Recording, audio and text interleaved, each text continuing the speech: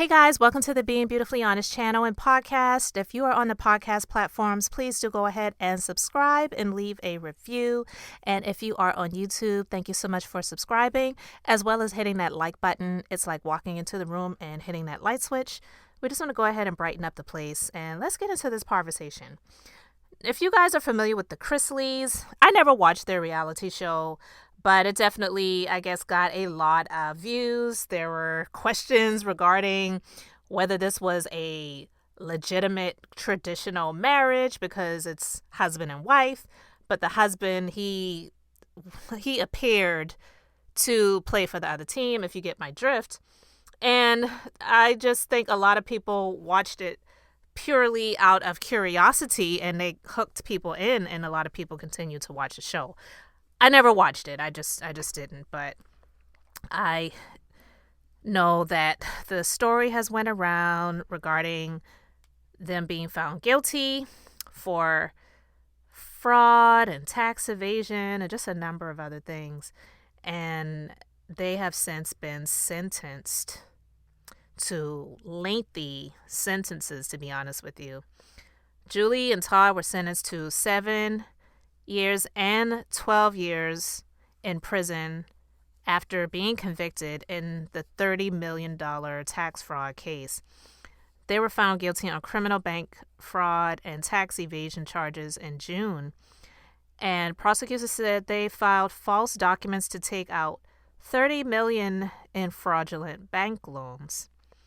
And they used the cash to fund their lifestyle before they were stars in their own reality TV series. So this is stuff that they did before getting onto TV. And that's the sad part about it, guys, because you've seen stuff like this with people like Jen Shaw of the Real Housewives of Salt Lake City, who I believe is up for sentencing this month as well, after Thanksgiving, I believe. And it doesn't look like the courts are putting any favors on top of these people being on TV and having a large fan base. So now Julie Chrisleys, she's telling the judge that her 10-year-old adopted daughter is suicidal. And so she's trying to avoid the prison term by saying that she is suicidal and would take her own life if she went to prison, meaning Julie. And previous to their sentencing, their son also, which is a huge coincidence, was involved in a bad car accident. So I really don't know what she's expecting by telling the judge this, because I highly doubt that the judge is going to change their, sentencing. So it said, quote, "To hear your 10-year-old say she doesn't want to live if their mom goes away. No child should feel that way," Julie said while fighting back tears. And the U.S. District Judge was sympathetic. However, she said the greed and flamboyance in their case could not be ignored. Judge Ross said parents being separated from their children was common in the prison system and not grounds for leniency. And that is the reason why I'm talking about this, because I don't just talk about things that happen in the news and that's just it, because I'm not a reporter.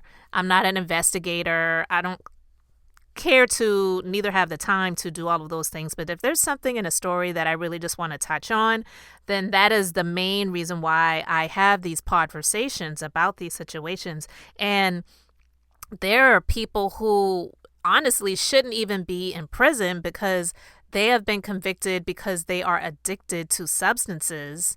So they're literally sick with addiction issues, and they get locked up for that and get separated from their children all the time. And nobody's crying a river for these people or their children. They get separated and get put into the foster system all the time. They don't even have family members a lot of times that will be able to take care of their children. So they get put in the system, and a lot of these children get lost in the system. She's got family that can take care of her children, I'm quite sure.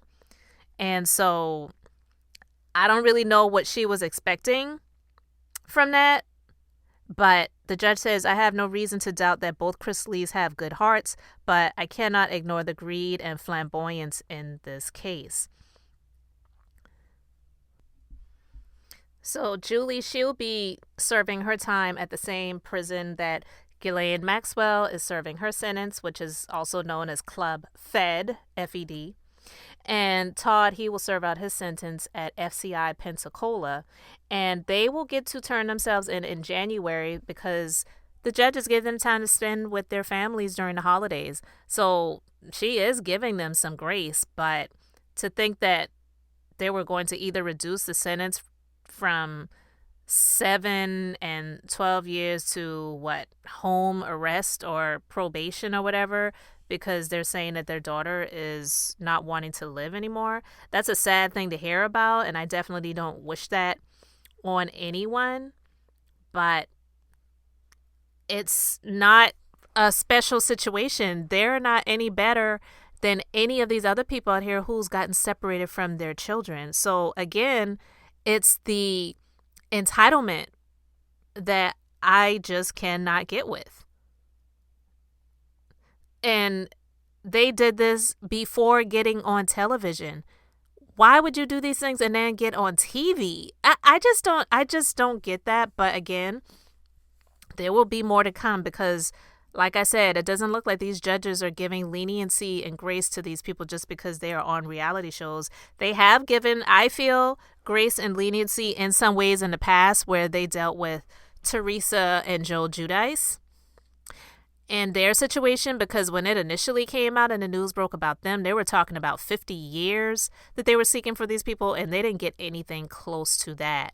So this is very, very large in comparison to what they got. I believe Teresa got like a year, and Joe may have gotten 4 or 5 years, 3 to 5 years or something like that.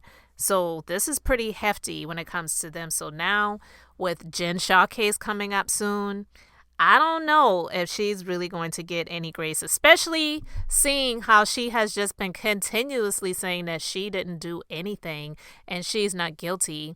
And then she's been really still flamboyant on this season of The Real Housewives of Salt Lake City, with not just about declaring her innocence before she pled guilty, of course, and how she's been treating the other women on the show, and still pretty lavish, maybe a downgrade in some sense, but for many, still living pretty lavishly in spite of everything that's going on right now. So we will see what comes of this, but you guys let me know what you think about the Chrisleys seeking some leniency because they're saying that their daughter, adopted daughter, by the way, doesn't want to live anymore because they can't see themselves being separated for all of that time, when you've got so many mothers and even fathers out here who have been separated from their children and they didn't do anything close to what these people have done.